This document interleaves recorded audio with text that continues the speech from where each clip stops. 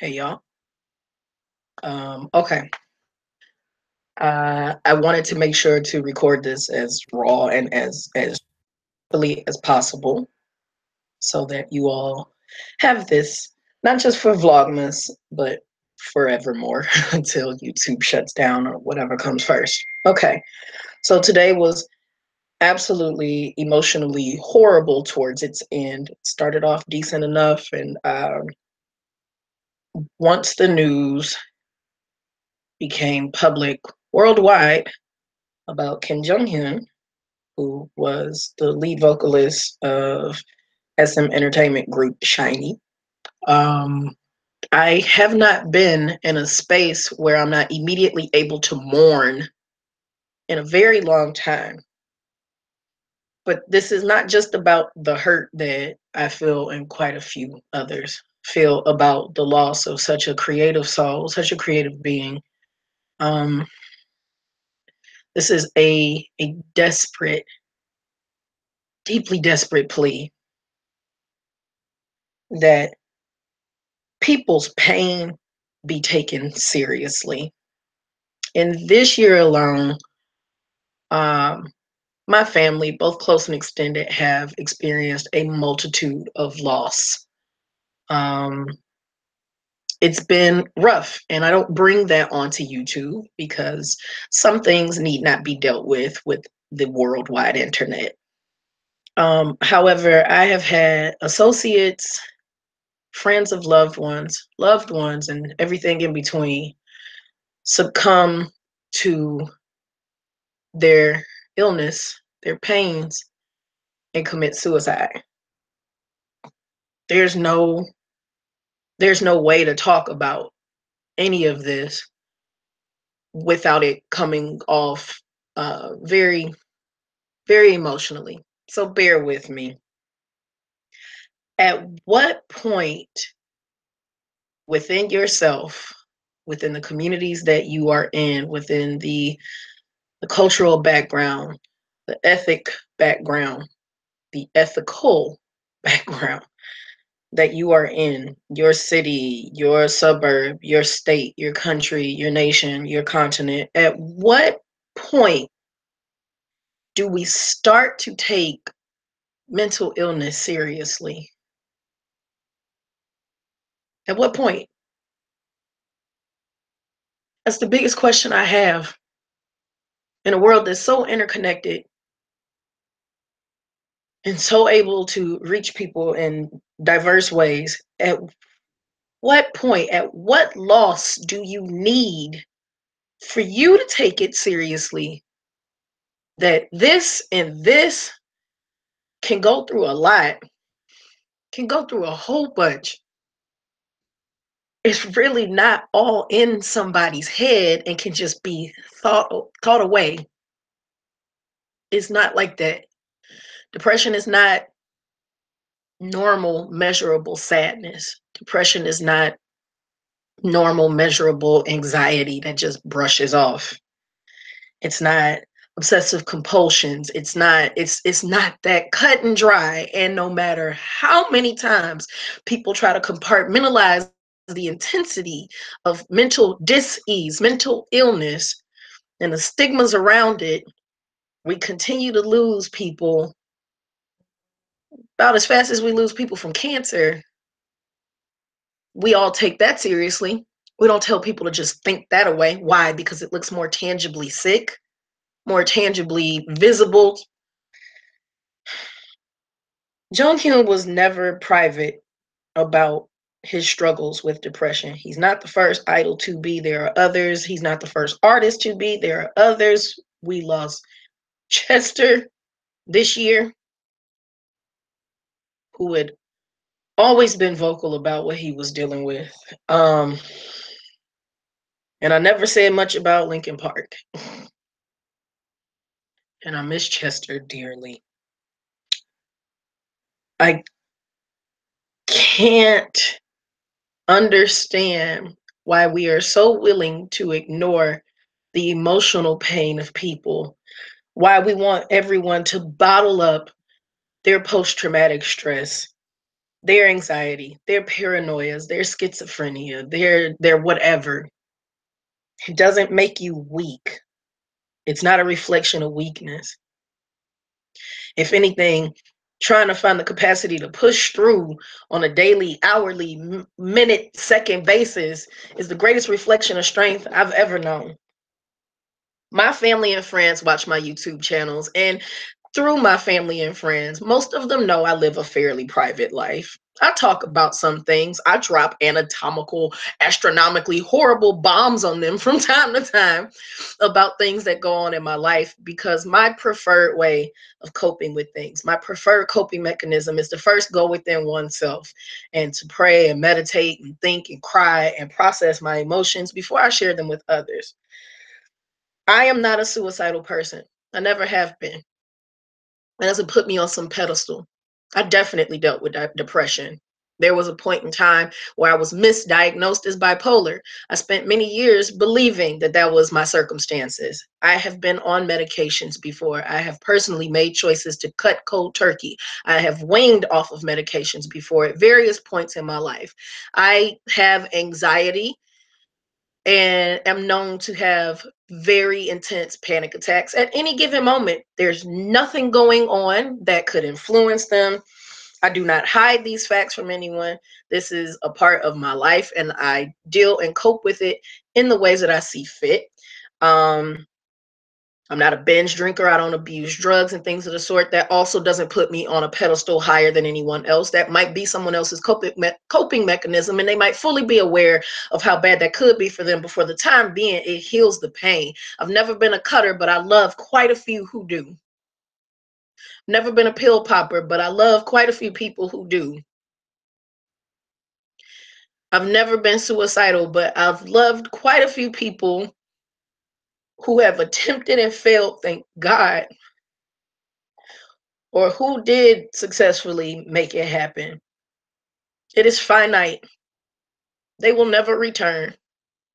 I will never get answers for their choices, and neither will the rest of us who love and care about them. But the one thing that I am tired of asking questions about is when will we care? When will we take it more seriously? I am in a country right now where I am amongst people who look nothing like me, and they also don't look anything like what I see in America. I barely see anyone with a disability. I've seen in the course of 2 months here, one person in a wheelchair and one person who had a gimp, a limp walk. You don't see anyone with Down syndrome or physical ailments that are exceptionally visible, such as shortened limbs or things of that sort, because they hide them here, just in case you didn't know. Suicide is extremely high in South Korea, and no one seems to be jumping at the chance to change it. That is not an implication, me as a foreigner with the limited knowledge that I have living here, that is not an implication that things are not being done. I know of some initiatives that are taking place here in various cities within South Korea where they are actively trying to introduce more opportunities to do something about mental health and mental dis-ease and emotional despair. People are hurting all over the world for various reasons. For various reasons. Stop writing off their pain. We are all interconnected. There is 1% of our DNA that separates us from the person who's right across the hall, the street, the room from us. How dare you tell them that their pain doesn't matter? How dare any of us assume those things? It will never get more of a response than what we heard through Jonghyun's sister's text. We'll never get more than that, no matter how many times we ask for it, no matter how many times we ask why. But what we can do in the process, what we can do is change the stupid stigmas about how people feel and what people are going through.